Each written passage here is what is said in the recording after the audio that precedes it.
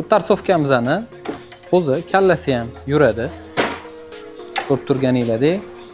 Bu tarsovkada 10 santimetrli, 14 santimetrli bemalol taxtani qo'yib kessanglar bo'ladi.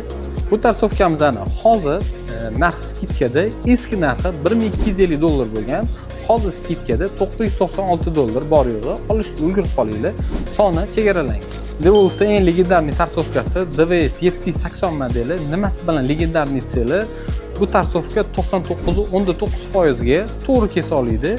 DeWolf tarsovkasida qolgan tarsovkada lazer ishlatilsa, bunda o'zini XPS sistemasi ishlatiladi. Soya tashiydi. Bu kalibrovkasi ketmaydi buni. Ikkita tomonga 45 gradus qo'ysanglar bo'ladi. Undan tashqari 45 gradusga yotadi.